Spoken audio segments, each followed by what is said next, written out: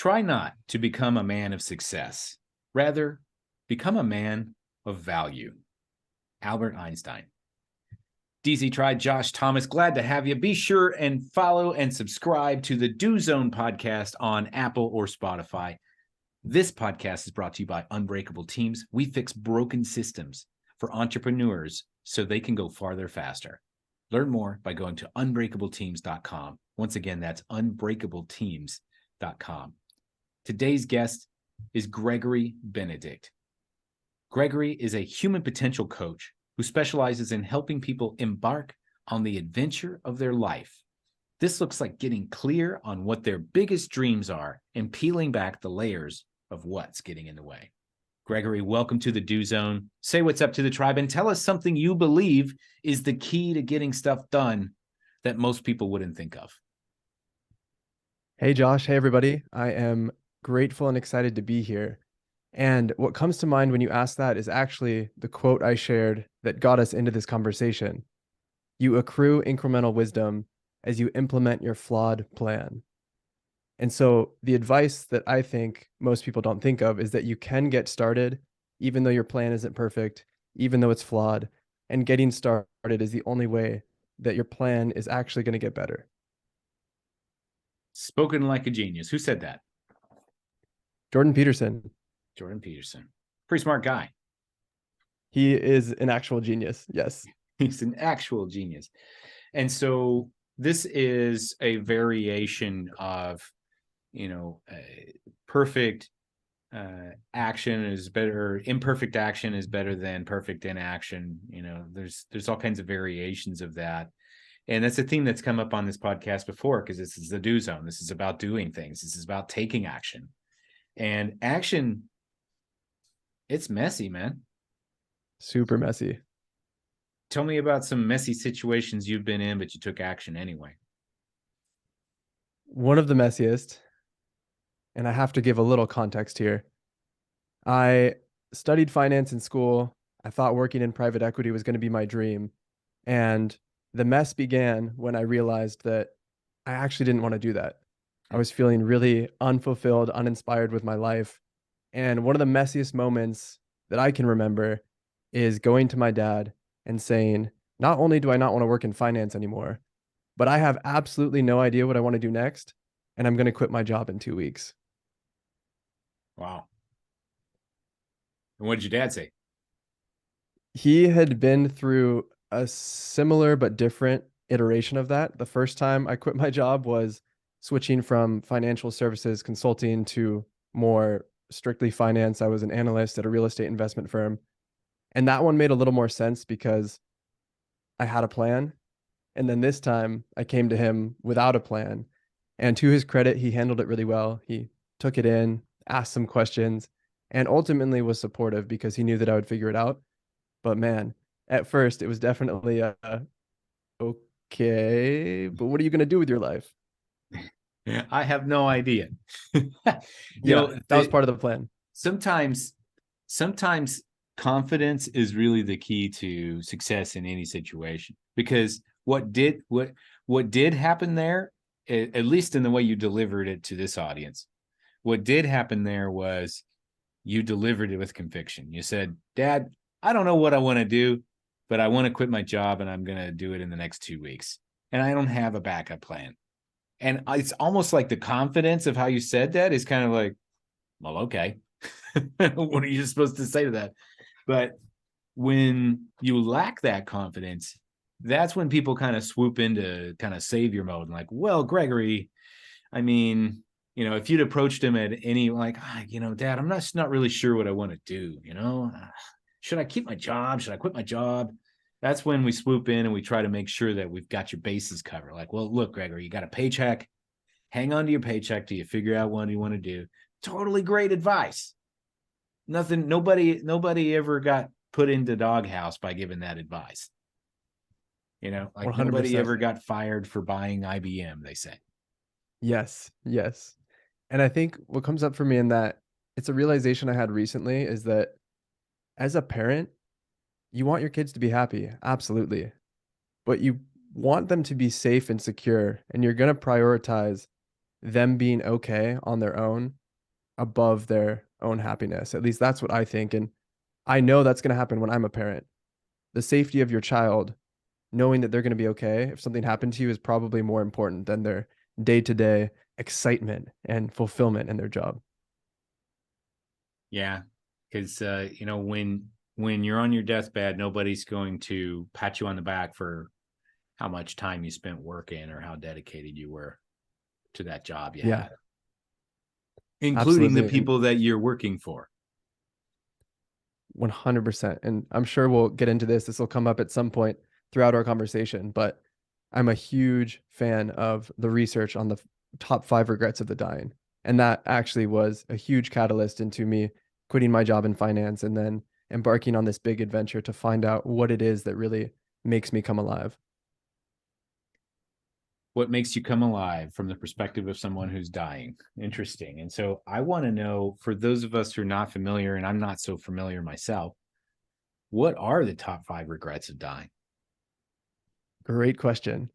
The top 5 regrets of the dying, they were popularized by a woman named Bronnie Ware. And she worked as a palliative care nurse, helping people in the end of life. And over the course of her working with 500 of her patients, she realized that not only do people have regrets at the end of their life, but nearly everyone has the same 5 regrets. And it was the number one regret of the dying that really punched me in the face when I heard it and caused me to embark on this big journey. And the number one regret of the dying is I wish I would have had the courage to live a life true to myself, not the life others expected of me. Hmm. There is probably volumes, libraries full of books that can be written on that topic alone, and I'd like to dive into that a little bit more. But could you first tell me, why is that the one that stood out to you, and then I want to hear the rest of them as well. Yeah. So why it stood out to me was the night before, setting a little context here, I was in Tokyo, Japan. And the night before, I went out with my friends, some of my best friends from school, to a karaoke bar. Not even a karaoke bar, it was a karaoke hotel, which is this hotel room. It's this hotel with tons of little karaoke rooms in it. And basically, to make a long story short, we had a big night. I woke up the next morning and I was violently hungover. So I'm sitting in the hostel lobby trying to put myself back together, drinking copious amounts of green tea. And I'm listening to this and I realized when she said that, when she said the number one regret of the dying, that I was living a life that others expected of me. I was wearing a mask. I wasn't showing the world who my true self was. And one of the biggest things I was still doing is I was still partying all the time. My friends loved Party Greg. We met in college. That was the context in which they knew me. And I had since really stopped liking drinking. I didn't want to do it anymore. It wasn't making my body feel good, but I was still doing it for other people.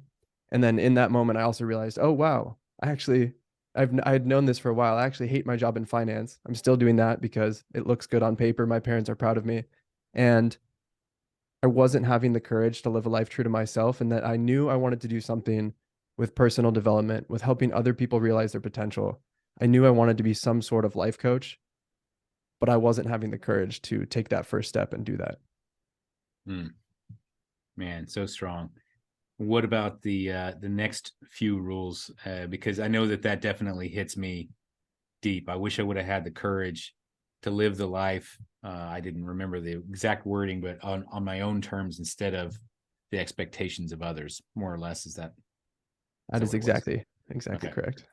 And uh, you know, I think that I need to probably set aside an entire podcast episode just about that, because that just hit me. I'd never actually heard these before you shared them with me. But let's keep moving. What's number 2, 3, 4, and 5? Yeah, 2 through 5, I'm less familiar with the order, so I might get them wrong. But Okay. one of the big ones is I wish I hadn't worked so hard. It's what you said. No one gets to the end of their life and they're like, dang, I really wish I worked more overtime. I spent more days in the office. Mm, It's not one of them. I wish I hadn't worked so hard. I wish I'd had the courage to express my true feelings. I think, especially as men, a lot of us go through life pushing it all down, never telling people how deeply we care about them and how much they've impacted us. And again, this is a huge stereotype, but men in particular, from my experience, have a little bit tougher of a time talking about emotions. There's, I wish I would have stayed connected with my friends. That's a big one. And then the last one is, I think that's five. I might be missing one, but this one always gets me. I wish I would have let myself be happier. Mm. Wow. And I wonder, to a certain extent, these all seem kind of interconnected in a way. And what I hear is somebody or something has had so much influence on me that I allowed this external force, whatever it may be, wherever it may have come from, to control the direction of my life in some way. That's what Yeah. I hear when I hear these rules. I wish I would have had the courage to live my own life instead of through others' expectations. I wish I hadn't worked so hard. I wish I'd had the courage to express my true feelings. I wish I would have stayed connected with my friends. I wish I would have let myself be happier. Why didn't you? That's the follow-up question. Not this, I'm not going to be like beating up on your grandma in hospice and be like, well, why didn't you? But it's the question that we want to ask ourselves before we're there. If I'm going to be sitting on my deathbed and having these regrets, my question is, why do I have that regret?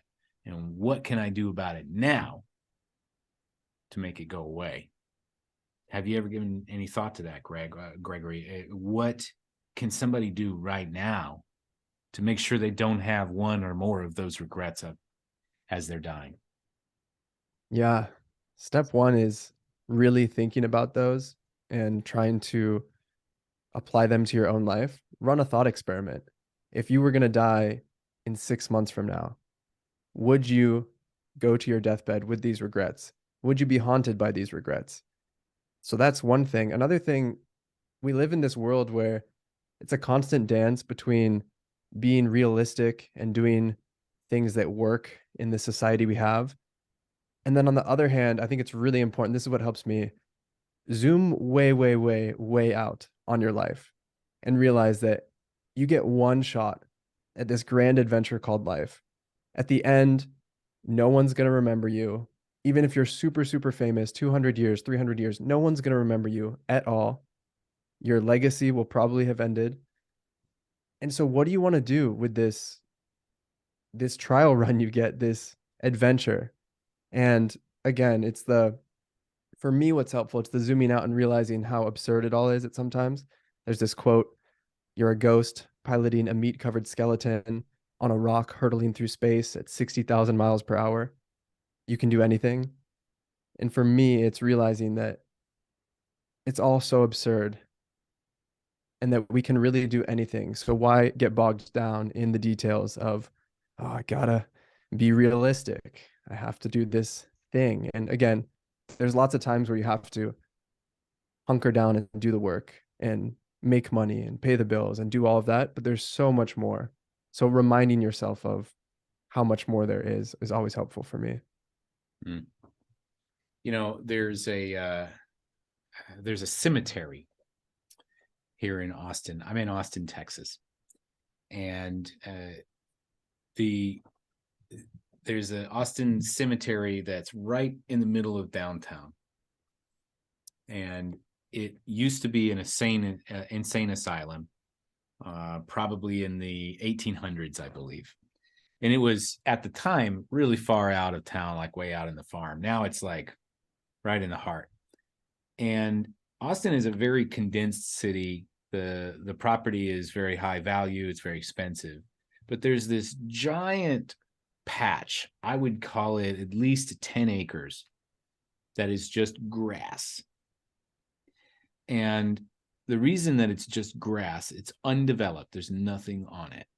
The reason that it's grass is because there was this insane asylum there 150 years ago. And when the people would die, they would go and bury them out in the cemetery, and they would put up this wooden cross with sometimes not even a name, just a couple, just like a number. And over 150 years, all of that wood has rotted away and gone. There's a couple of little stones here and there, like kind of epitaphs, if you will, but very sparse. The problem is, one of those people who is buried in this cemetery is a former governor of Texas, Francis Richard Lubbock, for which the city of Lubbock, Texas, is named after. And so later in life, he kind of came down with dementia, and his family didn't know what to do with him, so they sent him to this asylum. And then he died there. And so a former governor of Texas dies at this asylum. He gets buried with no grave marker. And so he's there, and he is basically forgotten, except for the fact that he was a governor. And so because he was a governor, he's a piece of Texas history, and that must be protected. And so they can't do anything with the land. They can't develop it or anything because of all of the people that are buried there and forgotten. And if you think about it, the only reason that there's 10 acres of undeveloped grass in the middle of Austin, Texas, is because one of the people buried there used to be the governor of the state. Because if he wasn't there, that thing would be a condominium development by now. And so it really puts things in perspective about, I would say the last person to be buried there probably was buried there 100 years ago. Nobody knows who they are. We only know who one of them is. And we don't know where he is. He was buried with a little wooden cross, and he was forgotten. Technically, he was not forgotten, but in the minds and spirits of everybody, he no longer exists. And that's where you are. You only have this moment. And if we are not living to enjoy and appreciate this moment, well, what the hell was it all for? Right. If best case scenario is you have 10 acres of grass 150 years from now that's undeveloped because of you, you better hope that you spent your life doing something that you loved, because that doesn't sound like a great prize to me. And nobody even knows where you are. Right. You don't even get a name. You don't even have like a little rock with his name on, nothing. And so, hey, it's, he's got that patch of grass. So. And the only reason that I knew that was because I went to the bar across the street, and I was wondering, like, why is there all of this grass there that's nobody's done anything with? And I had to look it up, and I found out. Right? So let's get into the Do Zone Diagnostic. How about it? Perfect. Excellent. So 5 rapid fire questions. First thing that comes to mind. Number 1, what's one thing you do, Gregory, that keeps you focused on your goals? Meditate every single day. Love it. And number 2, how do you get back on track when you lose that focus? My afternoon walk around the neighborhood is undefeated in helping me get back on track and feel better. Undefeated, 100-0. I love it. Who is your support group, and how do they keep you accountable? I have a support group of friends in Solana Beach where I live who I've met recently, who are coaches, breathwork facilitators, dietitians, health coaches. They help a lot, but I would say that it's my own coach that I hire really helps keep me accountable. Okay. And how do you approach a difficult project that you're not sure how to complete? I think the only way to approach a difficult project, especially if I'm not sure how to complete it, is to take a first step in any direction and see what I learned from that first step and how to go forward. And what's the number 1 pro tip that you would give to someone looking to get more stuff done in less time?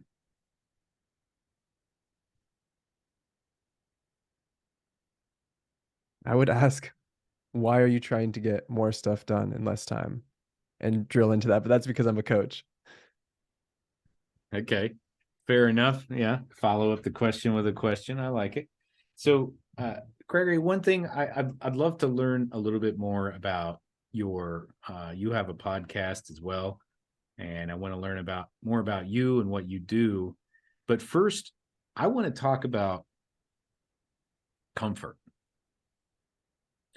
And there's a YouTube channel called Yes Theory. I don't know if you're familiar with it, but it's a bunch of dudes that go around and basically they have to say yes to things no matter how uncomfortable they are. And they have these shirts and they have their catchphrase, which is seek discomfort. And that has always stood out to me, seek discomfort, because it's only in the spots where you're uncomfortable that you grow. I go to the gym at 6:00 in the morning. Waking up at 5:15 is uncomfortable. Doing that extra rep when I'm exhausted and my muscles are burning is uncomfortable. Sitting here on a podcast after an entirely full day working on other stuff, talking to this amazing dude here, it's uncomfortable because my brain is like tapioca pudding, but it needs to be done and I'm doing it and I'm growing because of it. So I want to talk to you about comfort. Why do you feel like comfort is killing us? And how do we come around and fix that? I'm so glad you asked me this question. I am a huge fan of seeking voluntary discomfort. And the first thing I'll say, I have heard of Yes Theory. I have one of their hats. It says seek discomfort on it. I wear it on all of my runs. Yes. And I help lead a community called Men and Women of Discomfort. It's a global community now where we are a group of individuals who voluntarily and actively seek discomfort to build character, to become better versions of ourselves, and ultimately to prepare ourselves to handle the discomfort that is involuntary. When the hard things come our way that we don't get to decide if we want to engage in or not, when the storm of life comes our way, that's what we're prepping for. And so when I hear comfort is killing us, I definitely think of Michael Easter's book, The Comfort Crisis, which is phenomenal. For anyone who hasn't read it, I would highly recommend checking it out. But what comes up for me is that discomfort is inevitable. It's one of life's only guarantees.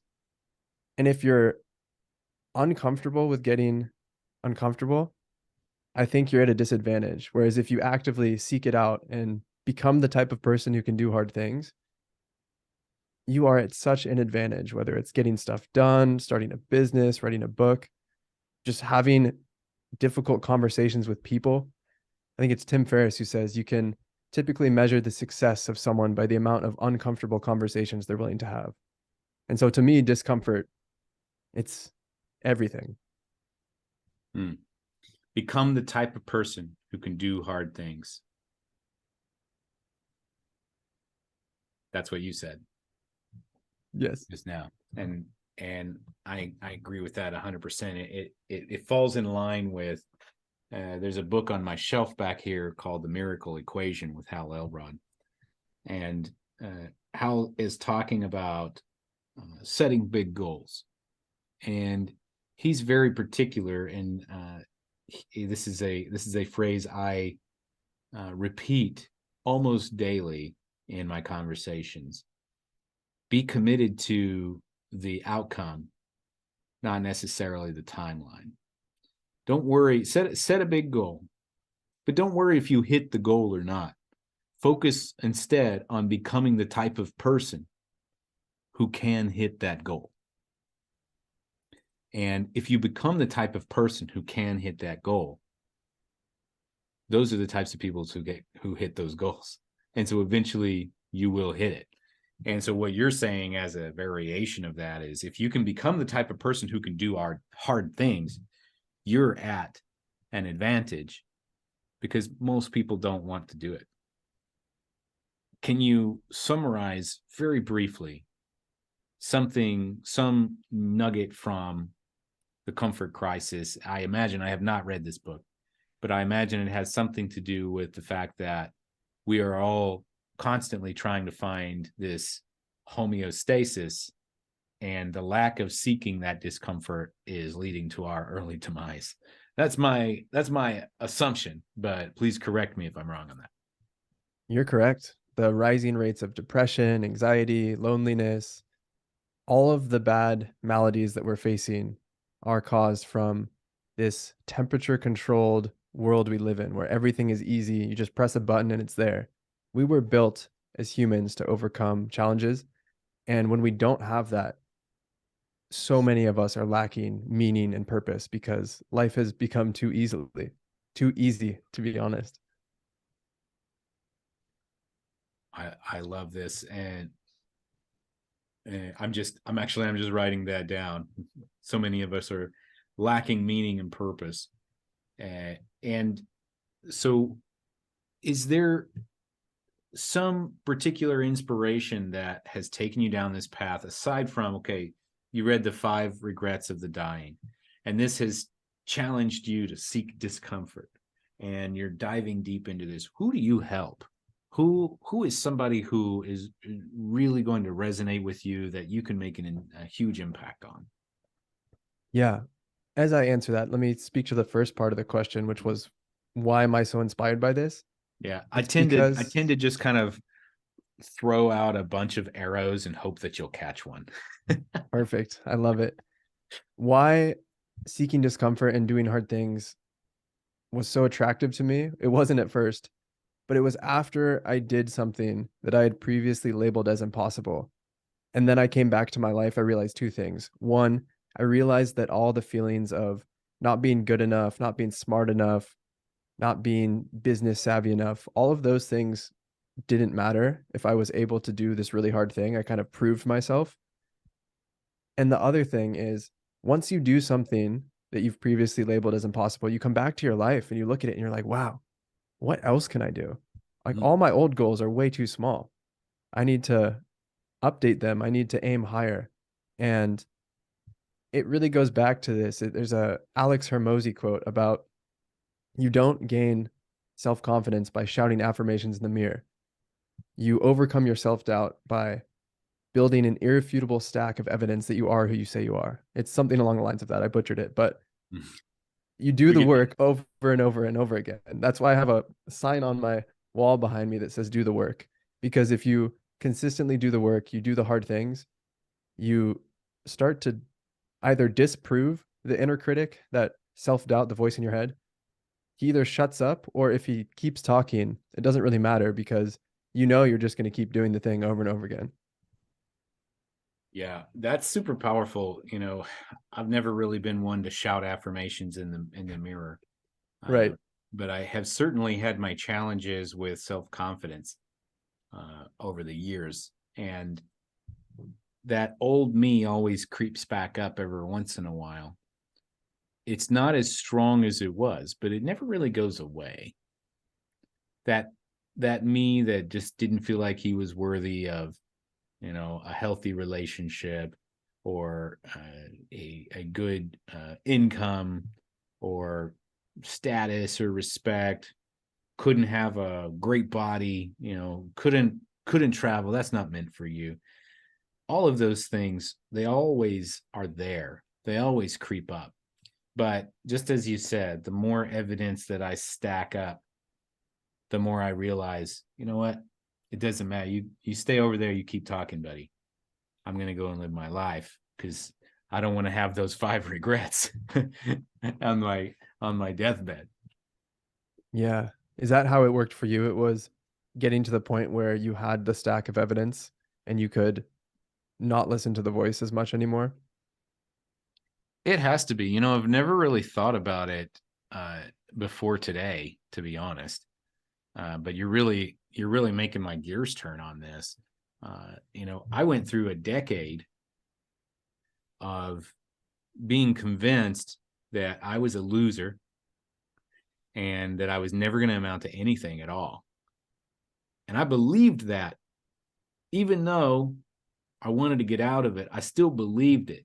And so while I was believing it, and I picked up a shovel and I went to work, and Mm. and that belief system kept me there in this cycle for a long, long, long time. And then one day something hit, and I boosted up immediately. I'm like, oh, cool.